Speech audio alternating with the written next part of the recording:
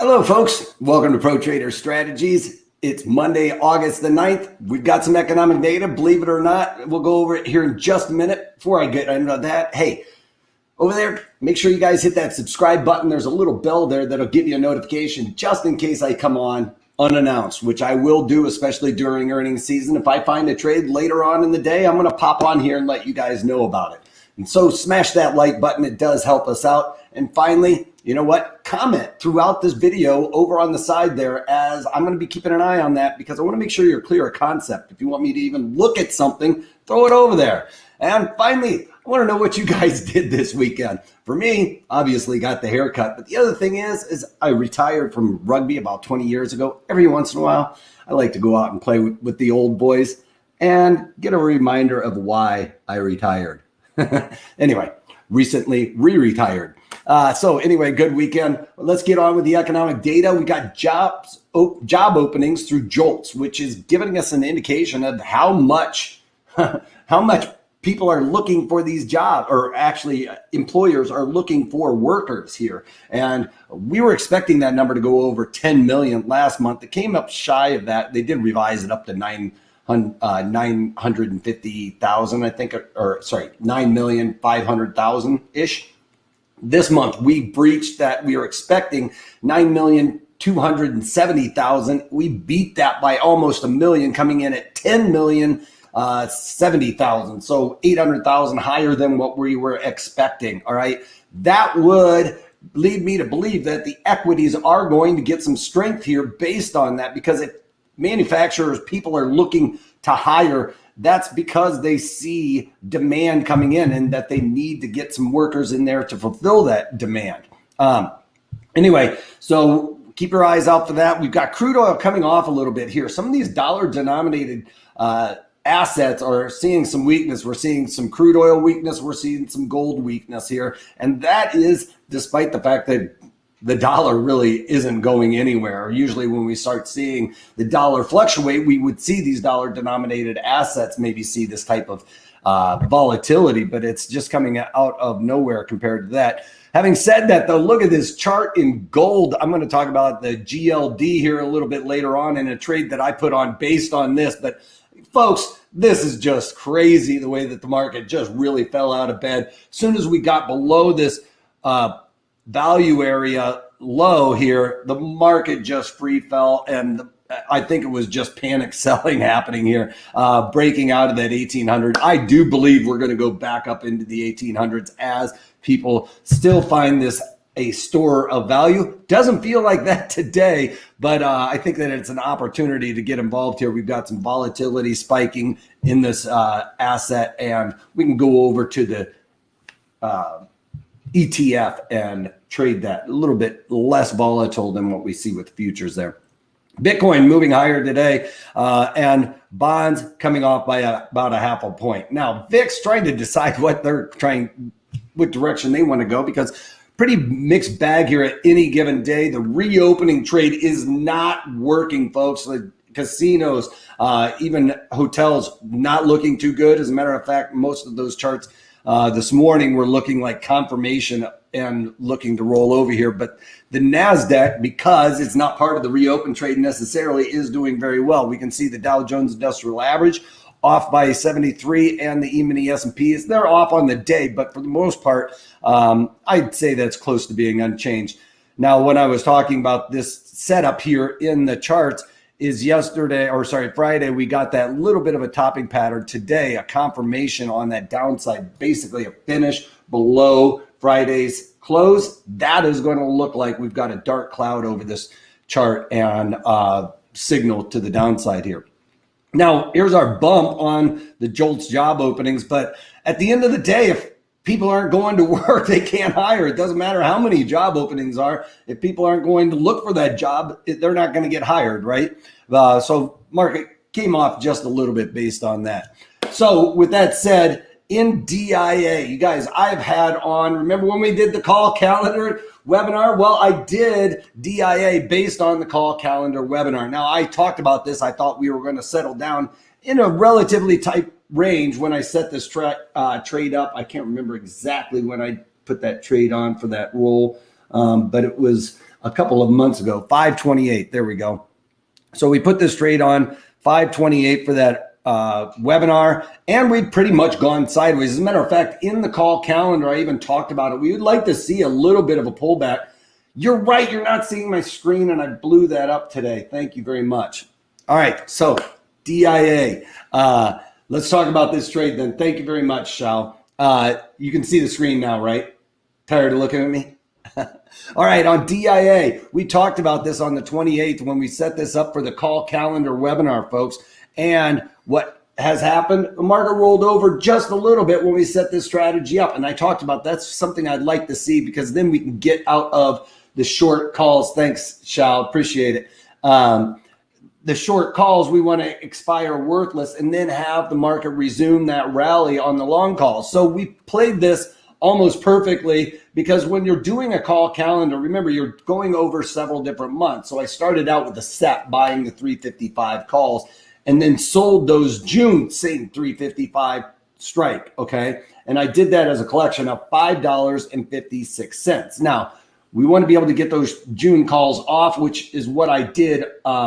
Was able to roll those June 35 calls or 355 calls off by 10 cents. All right. So now I'm just long the calls in there, but I want to stay mechanical as this underlying really isn't making a whole lot of moves. And I went in on the 7.6 and sold some more calls. So we got the rollover, was able to cover those short calls, right? They aren't helping me out as the market's rolling down. I've already gotten the big collection there. Then when the market starts moving higher, that's when we need to start thinking about, hey, it's time to start doing a covered call on that long duration call that I have on, lower that overall cost basis on it, right?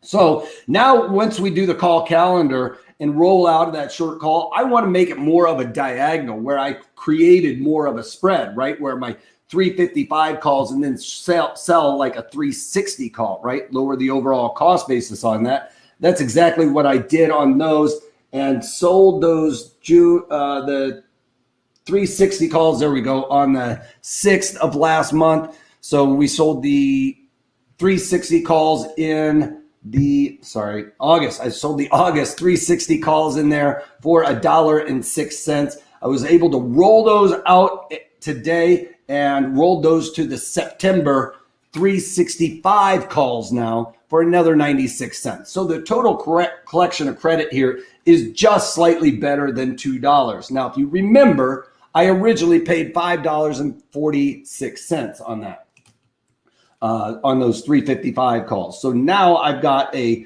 $10 wide spread, and I've paid $2 and basically 50 cents for the entire spread. So what I'm trying to do now, if we get this rally, if it blows through those 365 short calls, that's a good problem to have, right? Because I've only paid $2.50 for the entire spread. I would make $7.50 on that trade for every one lot that I traded. So on DIA, continuing to stay with this trade that we started out with the call calendar. Please check it out at Pro Trader Strategies. You can sign up for those webinars that we're doing every Thursday, but I also have a ton of content that you guys can check out for that as well. So please go back if you want to really dig into the devil of the details, which I don't have so much time to do here for the call calendar like I do in those webinars. I'm just going to breeze over it a little bit here to keep you guys on pace or on online with what I'm doing here. So DIA started out with that 355 call calendar, the SEP June, and I've rolled the June out to the August out to the SEP again. So now it is a SEP, right? I'm SEP, still long the 355 calls, and now short the SEP 360 calls. So pretty much rolling on this strategy is out, and we're just looking for a directional move. But I have lowered my overall cost basis on this strategy by over $2, which is how we increase our probabilities of success. Staying mechanical, folks. All right, and then gold. This is the one that I've added, and I got in a little bit early on that bounce this morning. So like I say all the time, folks, wait for the confirmation. I'm usually a little bit early. I like to jump in a little bit early. So in this one, I'm probably a little bit early as well, because at this point, it's starting to look pretty darn aggressive in the August, which I'm trying to take advantage of a gamma trade, which is really just a swing trade, you know, that's going to happen relatively quickly. And I want to take advantage of that move because on the first dollar move, we always talk about how delta affects our premiums. Well, I've got high volatility in here, which means my premiums are extremely expensive. So on a directional move, I want to take advantage of the delta. But when you got your expiration just around the corner within like a week or two, that's when gamma starts jacking up. So on that second dollar, it really helps out our position even more. So that's why it's called a gamma trade. When you get into closer duration options, you can take advantage of that gamma adding in a little bit more aggressively. So with that, that's why I went to the nearer duration and did a little bit of scaling here in these August.